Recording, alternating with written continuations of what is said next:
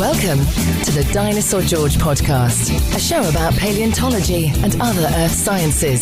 Dinosaur George is a public speaker, author, and TV host with 30 years of study in paleontology. He has performed live in over 4,500 events across the US and Canada. Now, here is Dinosaur George.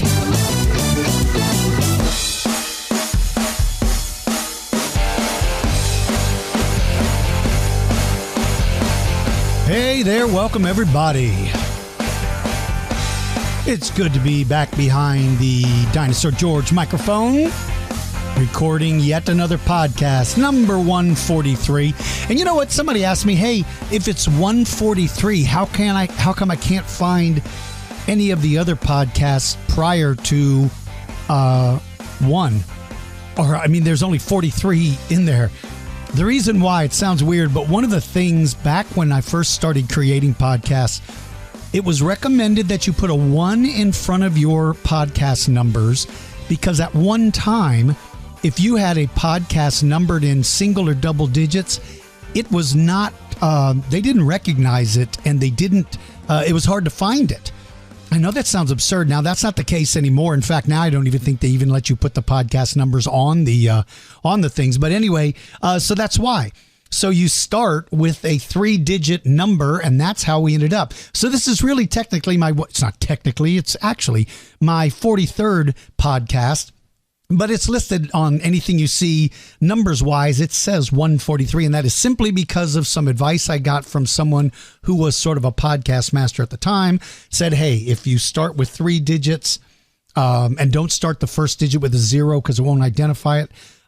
So that's why you see number 143. All right, let me tell you what's been going on with me. The summer reading tour is just about done. I have traveled extensively all over Texas, speaking at libraries, and I think I've got 2 left. One tomorrow and one again on Thursday. And then that's it. Then I'm wrapped up. After that, well, then I go into my surgery. For everybody that has written to me and said such kind things, I appreciate it very much. I just touch again, just so that those of you that may be new to the podcast or missed the one. I got diagnosed with cancer in my right kidney, but it is nothing like what you would think. It is solely contained within the kidney. There is no evidence whatsoever that it's spread. I will not need chemotherapy. I will not need radiation treatments. They're simply going to go in and remove the kidney, and I should be back and out of the hospital in 2 days, maybe 3 at the most. And then I've got to take about 3 or 4 weeks. Well, I'm supposed to take 6 weeks, but I'm going to take as many as I can stand. And during that time, I'll do some other podcasts as well. So anyway, so my medical update, I went in for my checkup today, my pre-op checkup. Everything still looks fine. So I'll be ready to roll August the 9th, 2019. That's in another week or so. That's when they're going to go in and cut my kidney out. So I'll be running on 1 kidney, which is no big deal. But again, I appreciate those of you that wrote to me, and I appreciate the kind words, but I am absolutely fine medically. Mentally, I don't know. I don't know if we'll ever fix that. But anywho, all right. And the other thing I wanted to tell you, I have been working to figure out a way to travel with my podcast whenever I go with my museum. I've got it all figured out. It works. I ran a test. It worked absolutely fine. So I should be, whenever I notate where I'm going to be with the podcasts, with the traveling museum, if you would like to be a part of the podcast and it's someplace where you can get to, I would welcome you to come. I suggest everybody follow me on my Facebook page, the Dinosaur George Facebook page. Michelle, who is our director of events, Michelle's doing an incredible job of keeping everything updated on that page, where I'm going to be, what I'm going to be doing. And so I would encourage you to follow us on there, like the page, which I would appreciate because the numbers always look good. And so if you want to be a part of the show, I would certainly love for you to be a part of the show. All right. When we come back, it's going to be one of the coolest things. I'm going to interview a very good friend of mine who has some remarkable stories. Heidi Henderson is known as the Fossil Huntress. And so her interview is really cool, including, yes, her being shot at by somebody who didn't want her hunting fossils. She wasn't trespassing on somebody else's land. This was a nut who was shooting at her because he didn't want her on a river, which I guess he or she must have thought they owned a river. But anyway, you've got to listen to it because it's really cool. So anyway, all right, we're going to do a quick commercial and I'll be back in just a second, okay? Don't go away. Do you or someone you know like prehistoric life? Are you looking for that perfect gift for the dinosaur lover in your family? Our web store is filled with hundreds of replica claws, teeth, skulls, and more. Start a collection of your favorite animals today. Tyrannosaurus teeth, raptor claws, ice-aged mammal skulls, and more can be found in our catalog. Our prices are very affordable, and we don't add hidden or excessive shipping or handling charges. Visit us at store.dinosaurgeorge.com. You know, in a previous episode, I did a show about how paleontologists identify dinosaur bones. So in this episode, I thought it would be cool to do about a show about people who hunt fossils. And so I called on my friend Heidi Henderson, also known as the Fossil Huntress, to tell us about her fossil hunting adventures. All the way from beautiful Vancouver, British Columbia. Heidi, welcome to the show. Oh, thank you, George, or Dinosaur George. It's a pleasure to be here. So, as customary, can you tell our listeners a little bit about you? All right. So I'm Norwegian Canadian, and I grew up with wonderfully indulgent naturalist parents. So father and grandfather, engineers and naturalists, and really encouraged my love of rocks, probably more so than other little humans. And I began finding seashells and rocks when I was really little, and the collection grew and grew and grew. And then my interest went out on my own. So I didn't think of doing it as schooling per se to start. I was more of a collector. And then one day in a chem class, when I asked my instructor for some hydrochloric acid to melt a fossil out of concretion, he introduced me to Bruce Archibald, who's now, I believe, a professor at SFU, but went on to study with Stephen Jay Gould, and he was the founder of the Vancouver Paleo Society. So that was really the sort of first formal relationship to fossils, and encouraged my love. So you got the bug when you were tiny. Really little. So my very first memories of walking on the beach when I was about 3 or 4 were collecting. So I didn't realize they were fossils at the time. They were just really, really cool. Right. It was only later that I realized they were fossils. My parents got me a rock tumbler, and I collected little specimens. And then I went on my first fossil field trips with my father and grandfather on Vancouver Island and in Europe.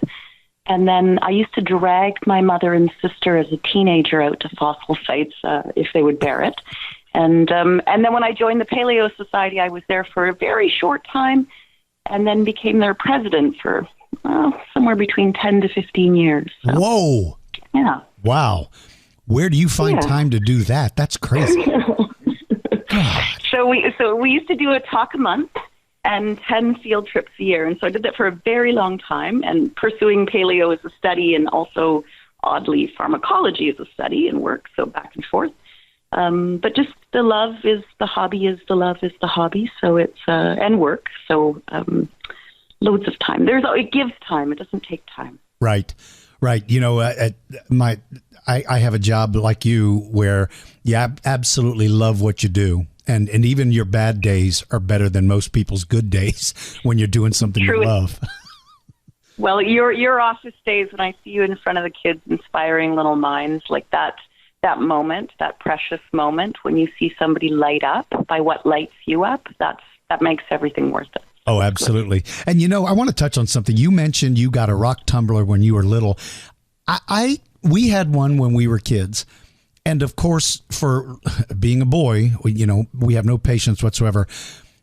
I thought I was going to die because it took so long. But when those rocks finally came out of that thing, it was a different world for me. I simply couldn't believe. So then I started going out and looking for the right kind of rock. Because when you're little, you just pick up every rock and throw it in there. And I would encourage any of you listeners, young and old, if you want to do something that is remarkable, go out and get yourself a rock tumbler and find out the incredible beauty nature has to offer. You don't want to tumble your fossils, but I've seen some fossils that were tumbled and they look kind of neat, but man, did I love rock tumbling. And you took me back to my youth just hearing you talk about that. Yeah. Even the simplest of rocks, like even and beach rocks are best, but even the simplest of rocks are absolutely stunning. And yes, for the listeners, for the little people, the impact you can have on a young person, a little person, by just introducing a rock tumbler, going and letting them fill their pockets full of rocks. You don't know what you encourage. And even if you're wrong, so one of my other very earliest memories was being on a swing set, and in the sand of the swing set, so all man-made, all built, I found a rock, which turned out later, when I identified it, to be a tiger's eye, which is not native. It's African, but it was not native to where I was from. But I took it, and it was already polished, but I put it in my polisher a little bit more. And for years, I searched that playground for more of it.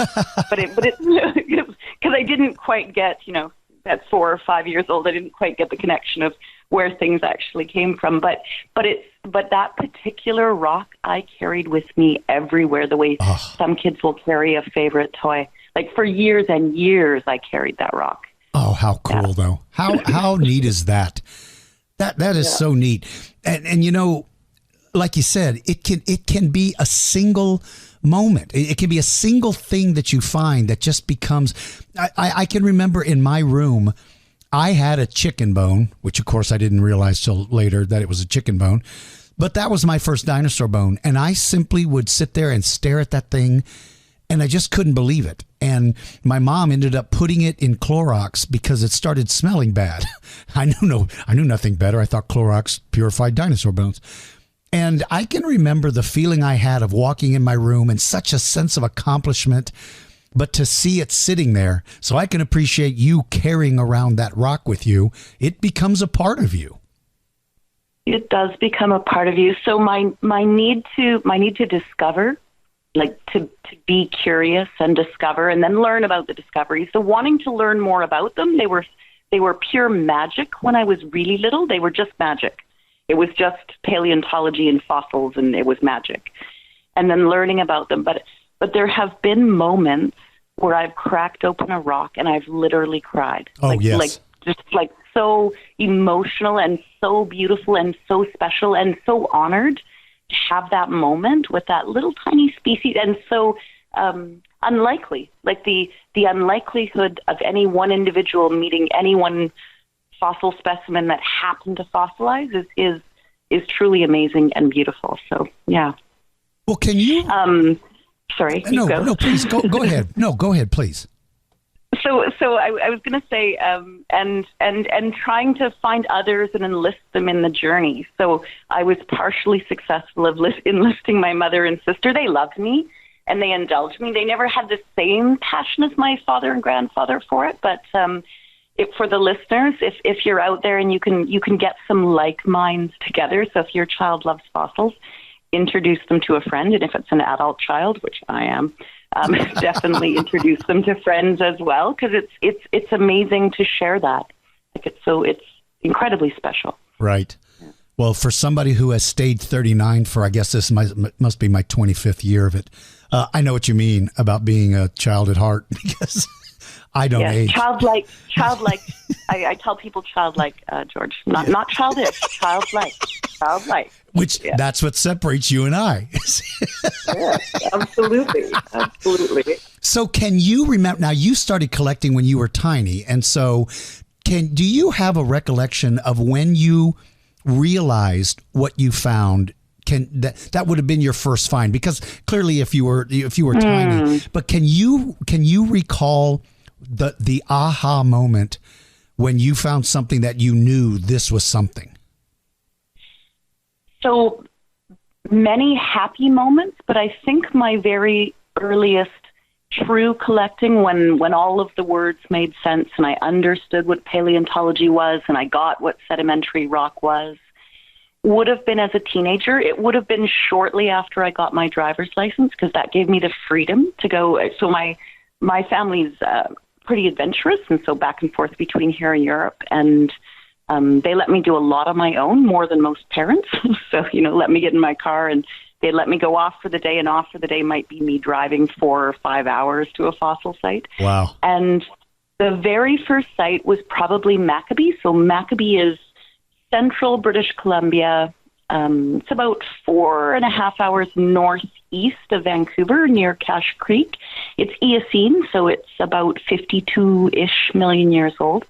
And it's now, actually, it reopened last month to the public, but pre-being a formal provincial site, pre-being UNESCO, pre-being Dave Langevin and a bunch of other leaseholder mineral rights guys, way before that, it was just known to locals for fossil collecting. And so I would go and hike out, and I was finding Eocene plants and seeds, feathers, insects, and cracking the rock matched the picture in my head from the books. You know, if you imagine an eyewitness book and you see a paleontologist and they have a hammer and they crack a rock, it looked like that. It matched the picture in my head, and it's the first time I started, you know, labeling and naming and looking up the individual species. It's the first aha of kind of putting it all together. Wow. Yeah. So yeah. You mentioned earlier about those very special moments where you literally can't formulate words to describe your feeling, and so oftentimes tears come. And I know exactly what you mean by that. Do you recall the first time you had that sort of emotion, or have you always felt that with anything that you see? I've always felt that way, but actually, there was an especially beautiful moment. It was a shared moment. So I was on Hornby Island, which is a little island. If you went halfway up, so at the base of BC, British Columbia, on the left-hand side is Vancouver Island. And if you went halfway up that island and took a ferry out, two little islands, is Hornby Island. And I was there in 1994 with Graham Beard. And Graham is a lovely, amazing collector. All those beard eye species you see, those are Graham. Wow. So you'll see a lot of ammonites named after him, and actually a pterosaur, which is incredibly cool. So he and I were actually hanging out. I was staying with him and Tina, and I used to collect with him quite a bit. He was one of my mentors and somebody I really love and respect, and he's like a second father. So he and I were having a moment on Hornby Island, and on a little beach called Collishaw Point, or Boulder Beach. And I dug, so most people who collect there wear running shoes and carry a backpack, which it's a beach site. So I grew up on beaches, and you need good wellies, good rubber boots, and a bucket, not a backpack.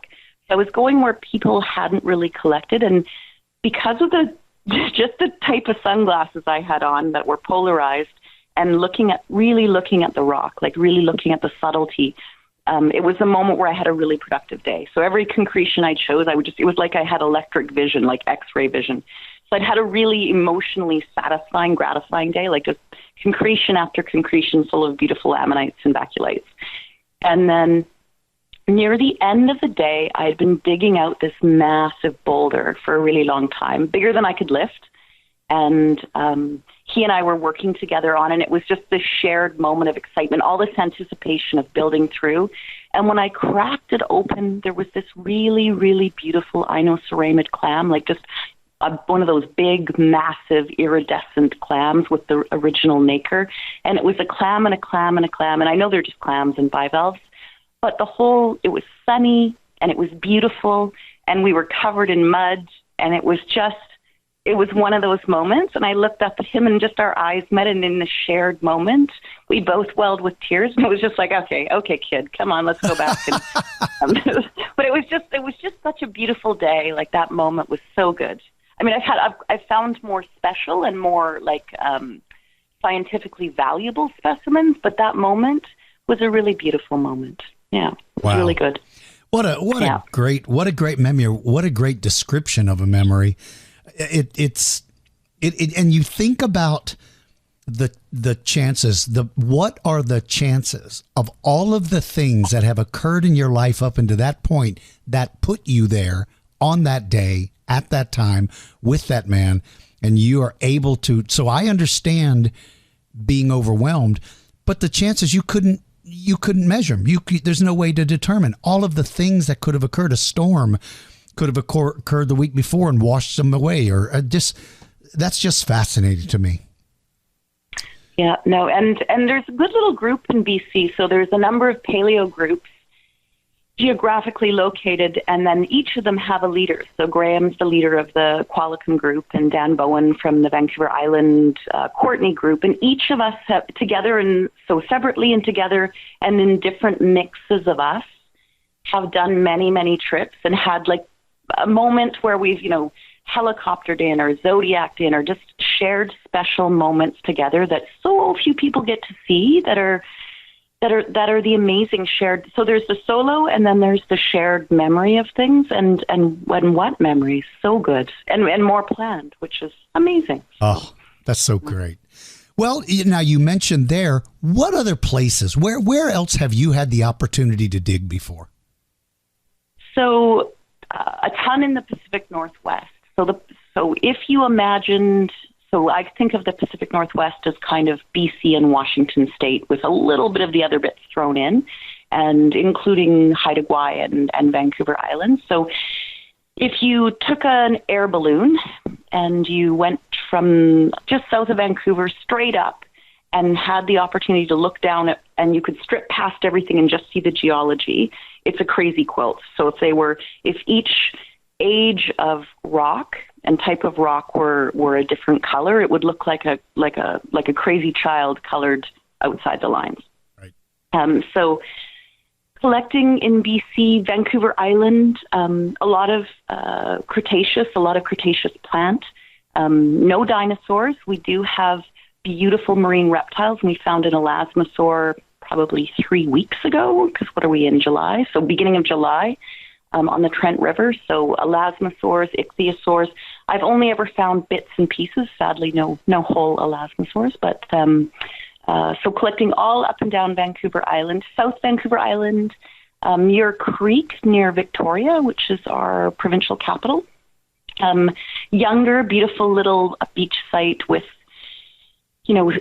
seals heralding you on the beach in beautiful sunny days. And it's Oligocene, so it's quite young, but lovely preservation. And then for dinosaurs, we do have those up near Tumbler Ridge. And I did collect in the Kaskapaa, which is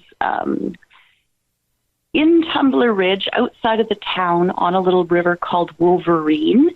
I found a boulder, the kind if you were to wrap your arms around it, it would be as big as you could wrap your arms around it, with an absolutely perfect theropod thumbprint in it, like he came up, stepped there, it eroded out, and I found exactly what you'd see in a book. Oh. Yeah, I didn't get to keep it. I was with Rich McRae, who's a resident paleontologist, and right. Oddly, he wanted to keep it. Isn't that something? Right? We also have a bunch of really great Eocene sites. So that Maccabee I mentioned, and then up through, so if you took a pen and imagine slicing a line through BC, we've got a series, this arc of Eocene lakes, or old, they're not there now, but old lake bed sites. So Princeton, Maccabee, Smithers. I've helicoptered into the Rockies, and I have actually an ammonite named after me from one of those trips, a Hitangian ammonite from the Tuseco Lakes. The Queen Charlotte's also incredibly beautiful, so Jurassic Cretaceous. Harrison Lake, also Jurassic Cretaceous, and same with Jurassic Point, is also oddly Jurassic. So, wow. All right, so tell me the name of that ammonite. What is the name of that ammonite named after you? So it's Fergusonides hendersoni. Wow. That was actually another teary moment. So one of my other lifelong mentors is a fellow named Dr. Ted Danner, and he and I had planned many trips over the years, and he was also my paleo mentor. And he and I went for dinner the third Thursday of every night or every month for 15 years. Wow. And so the night of the Van PS meeting, and so we'd get together and we'd talk and bash out ideas. He's also very opinionated, which is awesome. And I've been many things. I've been the mentee, and I've been the mentor, and I've been an author and all sorts of things. And through that, he was incredibly patient and gave good advice. But we'd planned to do a trip into the Rockies, and I'd asked him who had done the research in that area, because Danner was professor emeritus at UBC in many of the years that I knew him, but he also worked for the GSC. And there was a fellow named Howard Tipper who had done some work up there. And so I went to see the new supervisor. So Paul Smith was the head of Earth and Ocean Sciences, and asked him who was the grad student working on Tipper's old site in the Taseko Lakes. So we planned a series of field trips to fly in by helicopter into this old Katangian ammonite site. And I brought up a young undergrad, Louise Longridge, on that. So she was just still finishing up her undergrad, planning a career in paleontology. And we brought her and her whole family, flew them all in. And I sat across from the mountain range and pulled out the map and said, I'm going to tell you today everything I know in this moment. And, today's your new moment. This is you new, fresh. And we're going to come back and we're going to do it together. And the third trip, will be, or the fourth trip, depending on when you get there, but it turned out to be the third. You're going to be Dr. Louise Longridge, and you're going to sit across and you're going to describe to me and tell me what you've learned that I didn't know. So we did this exercise over a course of years. And at a Van PS meeting, she was giving a presentation, and then she called me up and said, I'd like to honor and thank you and introduce this new species. And I cried. Wow. I cried like it was like such a beautiful full circle moment. Yeah, because so much of what I'd collected, I'd given to her and seen her grow up. And yeah, that was amazing. That was one of the most amazingly rewarding cycles. So wow. Yeah, he's a very sexy ammonite, a little bit small, but smooth, looks like a Cadoceras. That is so cool. So if you, and of course, this is sort of like asking a parent to tell us their favorite child. Is there a favorite individual thing that you have found? Is there one thing in particular you would put above all as being either your most favorite or the most exciting? So if I had to choose, I know you're Dinosaur George, and I found dinosaur bones, and I love marine invertebrates, but if I had to choose, I would choose the marine inverts as a general group. If I had to choose, I'd choose the cephalopods. If I had to choose an individual species of one individual thing that for reasons I cannot, because there is no reason, it would be a Duvillaceras, which is a type of ammonite from the Queen Charlotte Islands. Like it's one of the most just beautiful. It's attached to a beautiful place. It's attached to a beautiful time. It's attached to an interesting strata. In and of itself, it's a beautiful ammonite. So Duvillaceras spiniferum. So it's a Cretaceous ammonite from the Haida. And for so many reasons, that would be my favorite in my personal collection. So if I'm given a fossil, I say thank you, but it doesn't have an emotional attachment. Right. So that, and perhaps the Winnerias, the big trilobites, big chunky, fat, massive cephalon, big hardy-bodied trilobites from the Eager Formation. So a Cambrian site up near Cranbrook, which I also went to a ton as a teenager, and then later, 20s, 30s. So yeah, Duvillaceras and ammonite and the Winneria from the Eager. There's other Winnerias. They're all quite sexy, but the ones from the Eager, very nice. Well, we here in the States, and of course people all over the world see images. We see those absolute magnificent ammonites that come out of your country that have the ammonite. Yes. Now, is that something that you've excavated or you have access to, or are you in a different area? So that is one province over. And I do have some specimens, which, quote unquote, were collected by my uncle in the 50s. In BC, fossils can't leave the province, in the province I'm in. You're a steward of the fossil under the regulations, and the same thing holds true for Alberta. And I hadn't realized the financial attachment to those ammonites. I don't know what my naivete was, but people take that collecting quite seriously. So many, many, many years ago, I was doing some hiking in Alberta. This is actually a great story. And I was going to go look for different fossil specimens along the St. Mary's River with a friend. So we'd rented a car, and we had a blow-up boat so that we could, sort of meander down the river. And if something was too heavy, we would use the boat to pack it out. And on day 2 of that trip, so I'd found some oyster beds and some little bits and pieces of ammonites.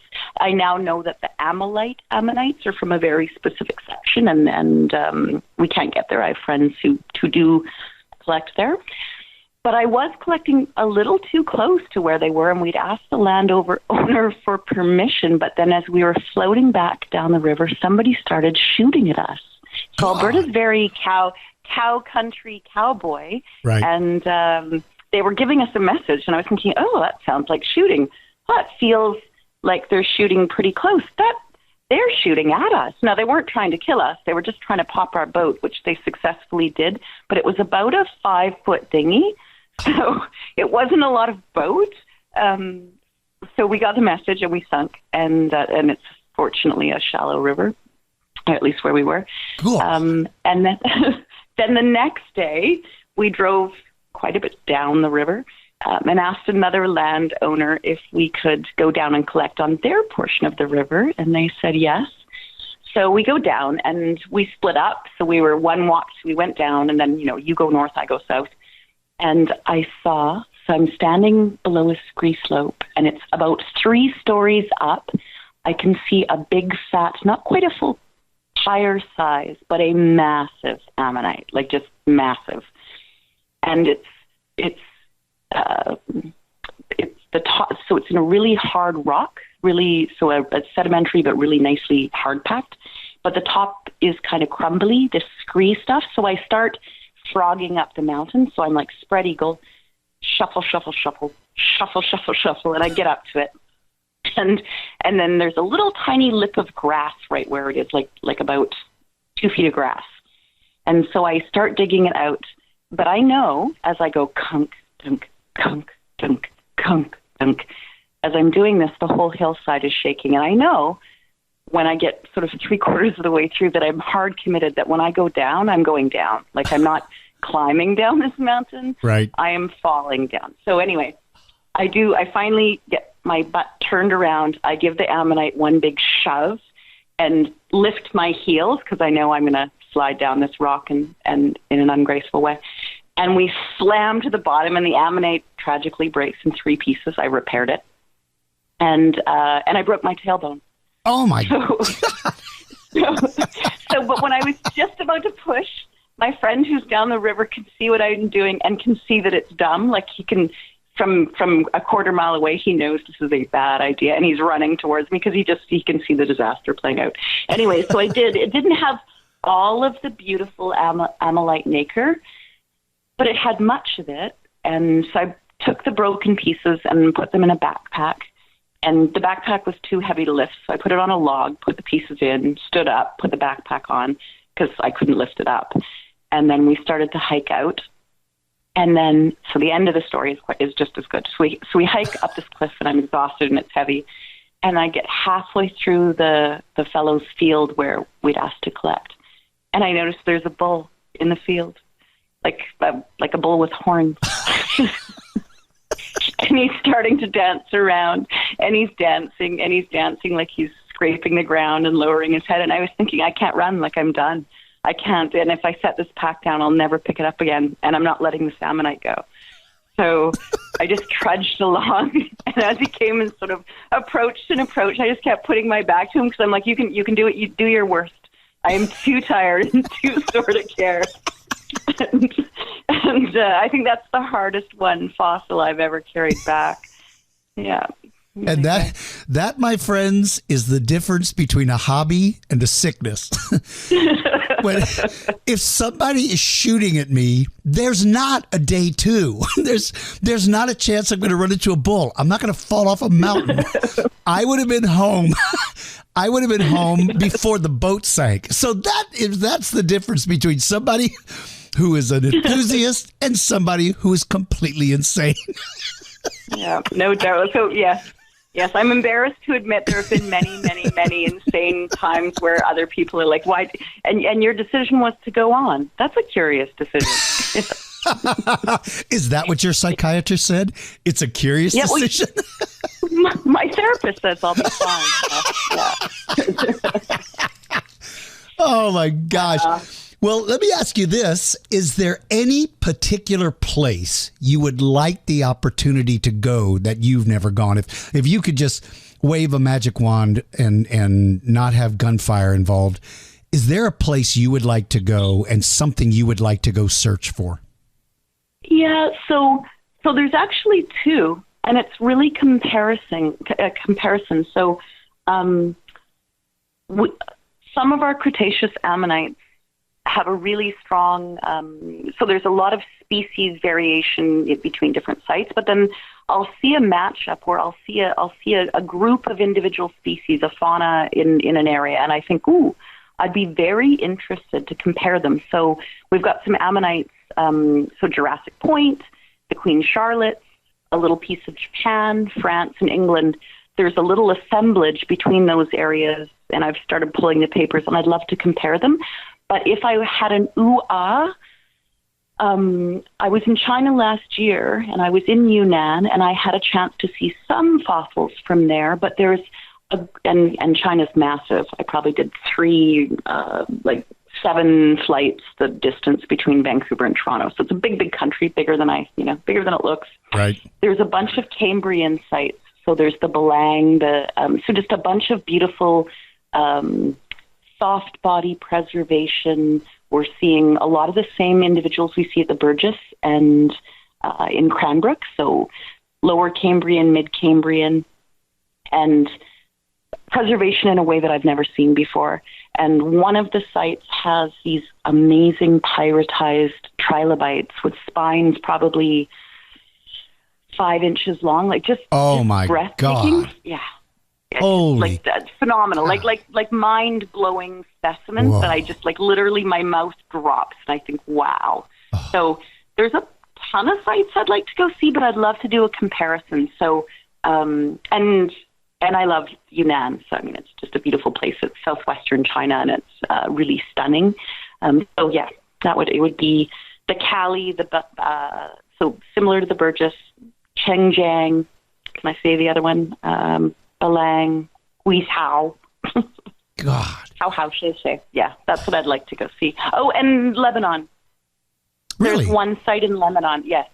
So there's been a bunch of cephalopods. So picture the cutest picture a cartoon drawing of an octopus. Like if you're like a grade 7 student drew a really cute octopus. Right. And now picture it with its little tiny ink sac, and it's about the size of if you drew it on half a piece of 8.5 by 11 paper. There's a site in Lebanon that has these cephalopods that are pretty cute. I'd love to collect them. Oh. And actually, on a side note, there's a museum in Norway. I can't remember the name of the town. Stunning museum. And they found a squid.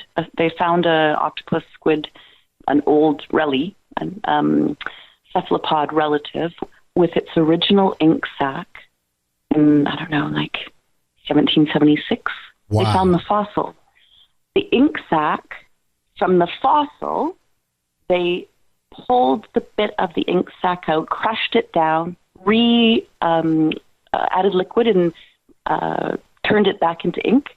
And then an artist in 1820 drew a picture, a sketch of that cephalopod with its ink from its ink sac. So yeah, I love cephalopods. That'd be my other favorite. So that would be amazing to collect those. God, what a great story, though.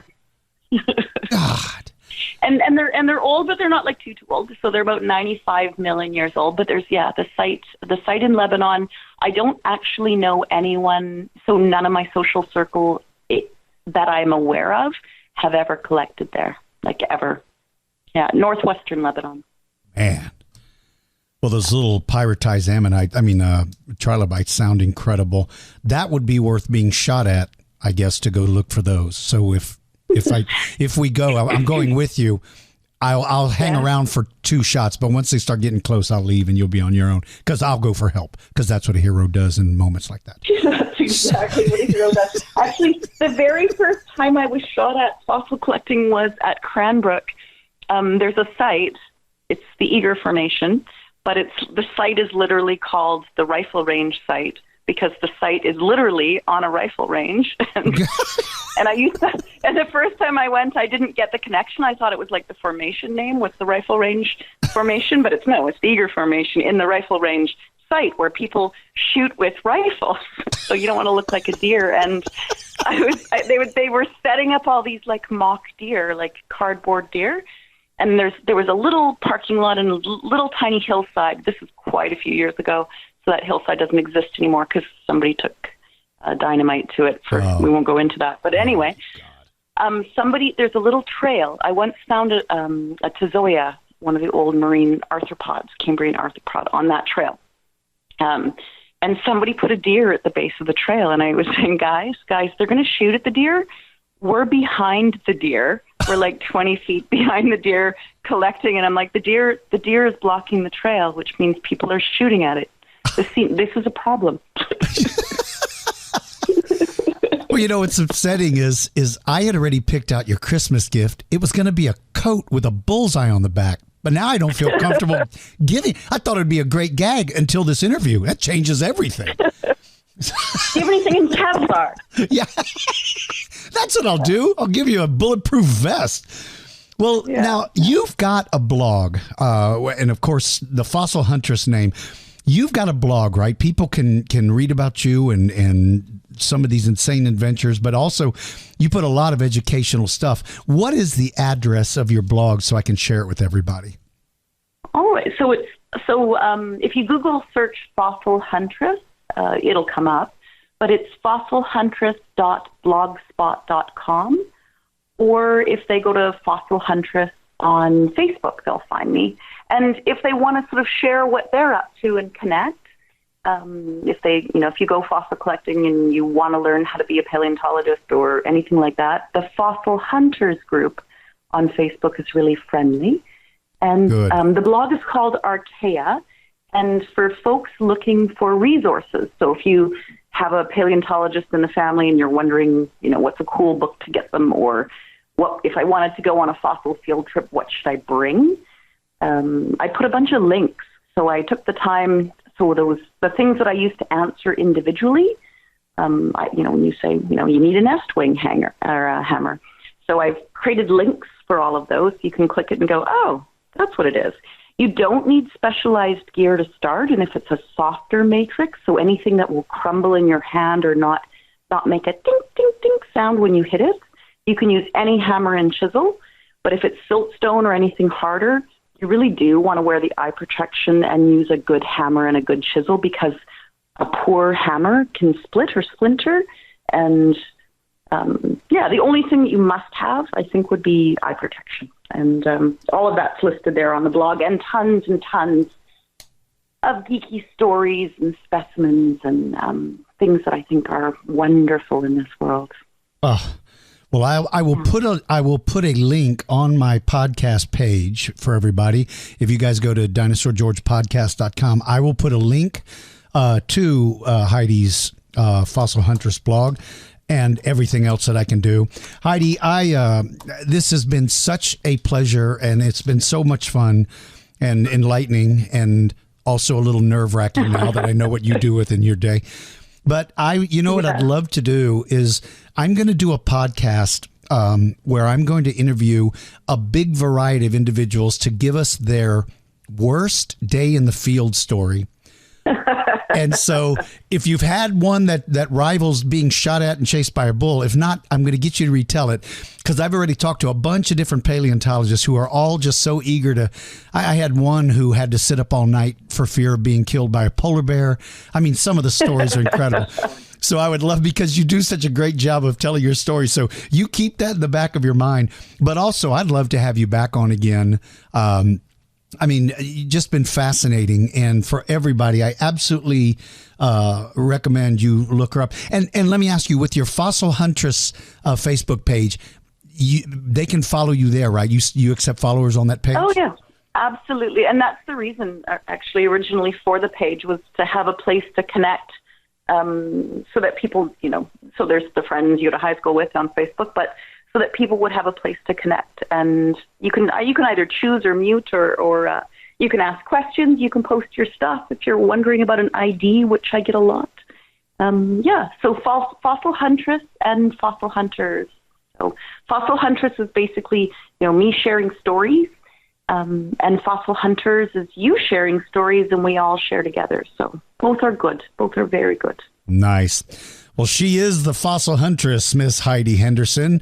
And just, again, thank you so much. It's been so much fun hearing those stories. And like I said, I've got to buy you a new Christmas gift because the bullseye jacket just doesn't seem to have the same feel to it anymore. So I appreciate you, George. Well, thank you, and such a pleasure and an honor, and I love everything that you do as well. It's very inspiring, and you probably have the coolest fossil collection and fossil buff I have ever seen. Well, 90% of mine are not real. Yours are, and that's what makes yours better. Well, Heidi, thank you so much for taking time out. And by the way, everybody, this is a Sunday afternoon. She's taking time out of a weekend to do this, so I really appreciate it, and we look forward to it. And everybody out there, you guys make sure and go to her Fossil Huntress page and leave a comment about how much you enjoyed this. And for anybody who has questions, she's a great resource. Heidi, thank you so much. Oh, thank you so much, George. You enjoy your Sunday as well. I appreciate you. Oh, man, didn't I tell you that was a cool interview? How crazy was that? You imagine being shot at when you're out there hunting for fossils. You're out there minding your own business and somebody goes nuts and starts shooting at you. That's crazy, man. That's completely crazy. Boy, I really, really appreciate Heidi coming on and giving us that interview. It was really neat hearing her stories, and man, how exciting to have a fossil named after you, and how crazy is that? And by the way, I want you guys to know something. After the interview was done and the recorder was turned off, she had forgot to mention, in some of the comments she had made about, looking for particular fossils, those fossils that are owned by the state or the country, or those, she does not keep those. Anything that's scientifically important or anything like that, those are either given to educational groups or they end up in museums. But she does not collect fossils that are not allowed to be collected. So I just wanted to mention that because it's very important to know that people like Heidi are out there doing the good work and looking for things to help, help science expand its understanding of paleontology. All right, when I come back, I'm going to answer some Dinosaur George related questions, and I hope you guys stick around.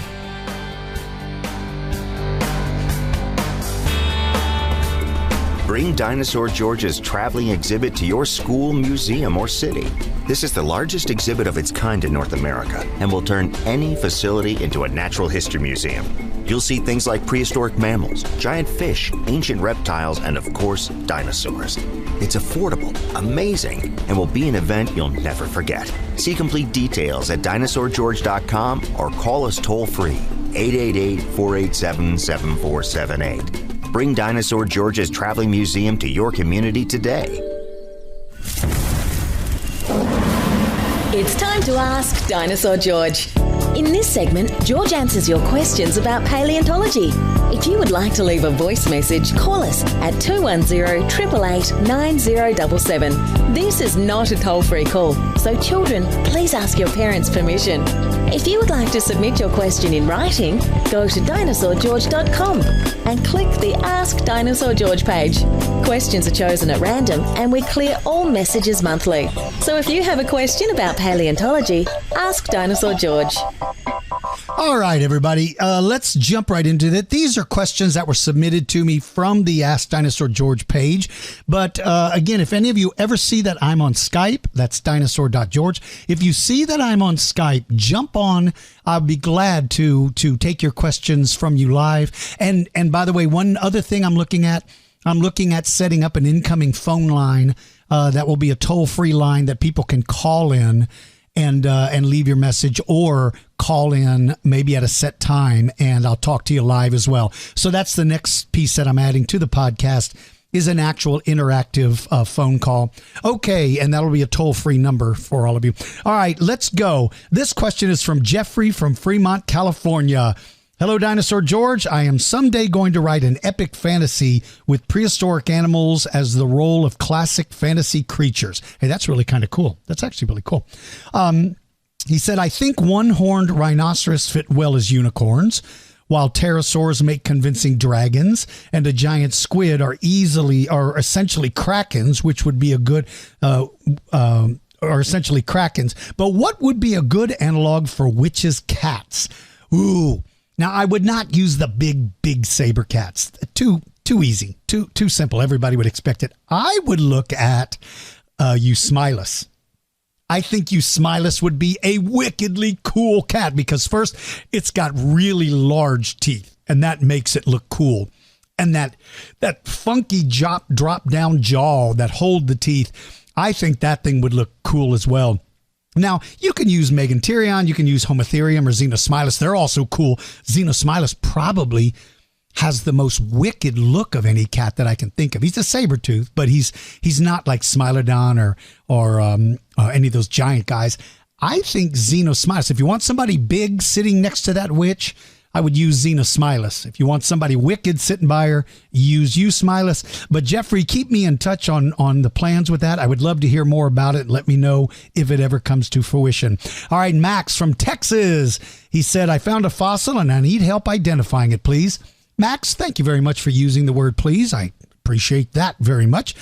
The best thing to do, Max, is post the picture on my Facebook page, on the Dinosaur George Facebook page. Post the picture, and I'll try to identify it. And the reason why I tell you that, Max, is there are a lot of my friends who follow that page who can identify things just as easily. Sometimes I'm on the road or my schedule doesn't allow me to do that, but other people can. And be aware, Max, that sometimes we look at rocks that turn out not to be fossils. They're just unusual shapes. If yours is the case and somebody tells you that they don't believe it's a fossil, don't be upset or mad by that because they're simply trying to educate. Now, it doesn't mean they're right, but I'm just saying that when you post pictures of your fossils, just be aware that some people may not be able to help. Some people may be a little snarky in their response, but if I have the chance and I will look at it, I'll do everything I can to identify it. Thank you, Max. All right, Joshua from the United Kingdom. Hey, Dinosaur George, I have watched your YouTube channel for a long time and first saw you in Jurassic Fight Club. Hey, that's cool, Joshua. And it's good to hear from you, by the way. Yeah, that was back in 2007, 2008. How cool is that? My first question is this. Allosaurus and T-Rex were both successful large theropods. However, what would happen if both species were swapped? Hey, this is kind of cool. Could T-Rex thrive in the late Jurassic period with hunting stegosaurs and the giant sauropods? Ooh. Allosaurus in the late Cretaceous period hunting Triceratops and Ankylosaurus. All right, we're going to get to that one right now because that's a very cool question. All right, you could wave a magic wand and you switch the two. Allosaurus jumps into the Cretaceous. T-Rex goes back to the Jurassic. Allosaurus, in my opinion, was probably more likely to always be a pack hunter. Tyrannosaurus, in my opinion, may have been more of a solitary hunter. Not always, but I think they could have been. So that would put him at a disadvantage taking on something like a Stegosaurus because it literally takes two animals to take on something that has weapons that are that flexible. That tail could be swung with pretty much ease, and that makes it very dangerous. Now, when you're looking at horned dinosaurs like Triceratops, those are fixed weapons. He has to run up and smash you with those. But ankylosaurs and stegosaurs, somebody that has the ability to swing their tails, that makes them pretty deadly, and that sort of gives them a longer reach. Like if you're a boxer and you've got long arms, you have an advantage because the enemy can't get too close to you or your opponent can't get too close because you've got that extra length. And swinging your tail propels your weapon at a much higher rate of speed, making it more dangerous. So that would be an issue. But the flip side to that is Tyrannosaurus is so much taller than Allosaurus. Stegosaurus's tail might have only been able to make contact with his No, I take it back. I think Stegosaurus could swing that tail maybe up and into the chest of a Tyrannosaurus if he was closing in, close for the kill. I don't know. Let me think that again. Would his chest be too high in the air? Because if the only thing you could hit is his legs, then you're out of luck, because his mouth is gonna grab you long before his legs come into your range. So you see what I mean? I'm thinking that Allosaurus might be able to. T-Rex might be able to take on something like Allosaurus. Certainly with T-Rex being as advanced as he was, he would probably wreak havoc in the Jurassic. There may not, now that I really give it thought, there may not be anything that could survive him. Now, my poor Allosaurus, putting him in with Triceratops and Anki, that's going to make it difficult for him as well. Now, he would probably then change and not take on things as big as what a Tyrannosaurus would take on. Maybe he's spending his time looking at the more medium-sized dinosaurs in the late Cretaceous. Maybe he becomes a Pachycephalosaurus specialist, or he's looking at Thescelosaurs, or he's doing something where it doesn't put him in as much danger. But that would be an incredible thing to see if those two animals are swapped. I like those kind of questions. They're kind of cool. All right, my second question is, do we actually have fossil evidence that giant crocodilians like Sarcosuchus really preyed on unsuspecting dinosaurs? I hope you are feeling well today. Well, Joshua, what a polite thing to say. And again, another really home run question. I don't know of any direct evidence. That would suggest that they are actually eating dinosaurs. But when you put a big carnivore among animals, probably mostly everything's going to be on his diet, other than the really big dinosaurs. So I certainly think it would be possible. My only question about Sarcosuchus and Dinosuchus, those dudes, is how did they hunt? I mean, you can't sit in shallow water and lunge out and surprise somebody like modern crocs, because you're too big. Now, maybe dinosaurs waded out into the water to drink, and that would put them in deeper water where you could hide your body. But anyway, that's a question for another day. But were they doing it? I just don't know.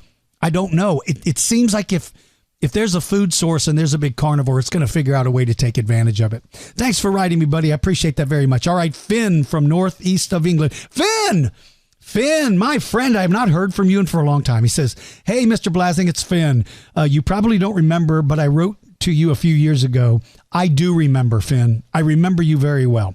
He said, I wanted to tell you it made me incredibly happy and continues to do so. Oh, that I answered his questions. That's very cool, Finn. Thank you, buddy. While I know you don't like being called Mr. Blasing, you're one of my heroes, and I have nothing but respect and admiration for you, so I insist. Finn, I appreciate that very much. I harp too much on telling people not to call me Mr., and that's a good point. I still can't call my aunts and uncles by their first name. I still can't call my teachers by their first name. I simply cannot do it, because to me, it just doesn't feel right.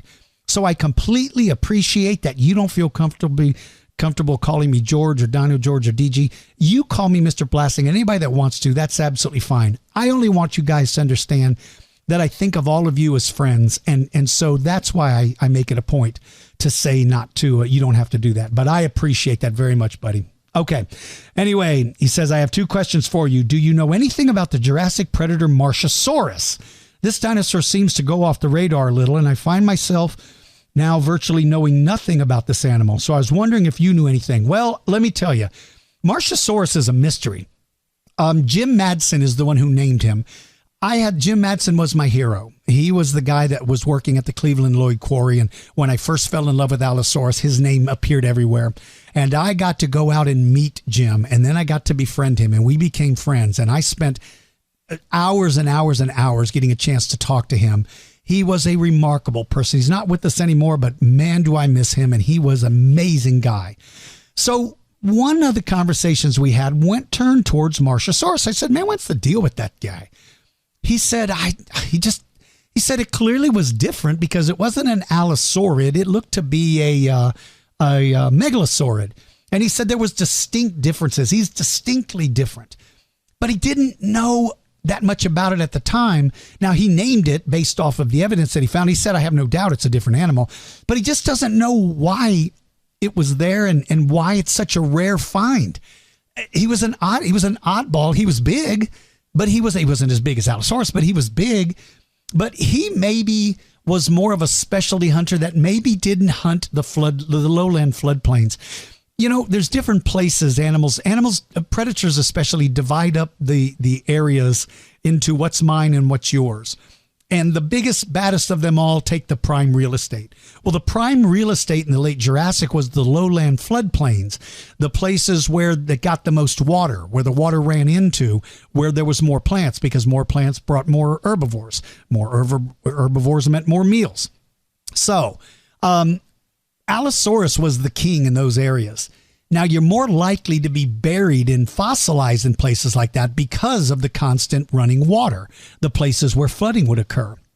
It may be possible that Marsosaurus was more of an uplands hunter. Think of it as the mountain lion versus a cheetah. Cheetahs love the flat open plains. Mountain lions are more, they get their name because they like more of that mountainous terrain. Well, it's less likely to be fossilized in places like the uplands because you're less likely to be buried in a flood. So maybe that's why Marsosaurus is such an oddball and so rare, and we don't hear very much about it. I never looked beyond that after talking to him, so I can't tell you much more about him, but I can tell you that they clearly feel like he was his own species, and to my knowledge, they haven't disproven that, so I don't think he's been lumped into anything else. All right, his second question is, when are the last, as in closest to us in fossil record, fossils to be discovered? Fossilization takes time, so when do you think the most recent fossils can be found? Before the time simply hasn't passed for later bones to become fossilized. Thank you for taking the time to answer my question, and I hope you're having a good day, Finn. Thank you, Finn. Okay, I read once where it seems that it takes about 10,000 years for a fossil to form, about 10,000 years. But you still have... we still find like prehistoric bison bones and animals that died. You know, it depends on what we call a fossil. Is 500 years ago too young?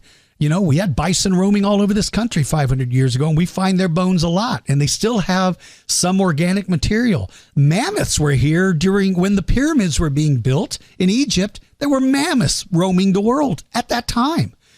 So it's hard to say what the youngest fossil would be because it depends on how you classify a fossil.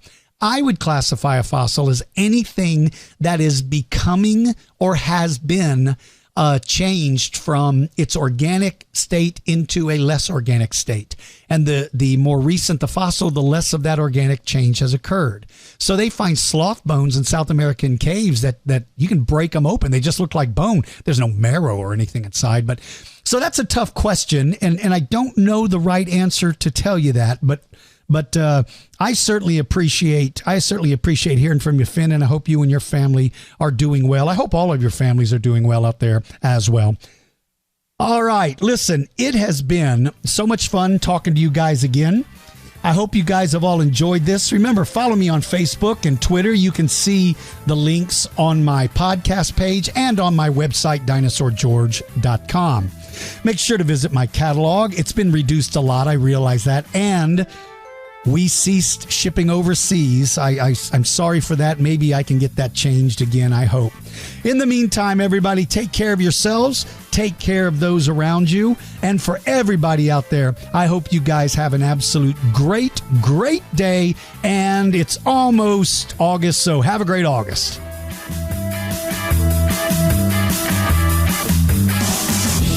Thank you for listening to the Dinosaur George Show. Please follow us on our social media links and join our mailing list. If you're interested in having Dinosaur George speak at your event, please visit our website at dinosaurgeorge.com. Until next time, keep digging for clues about the past.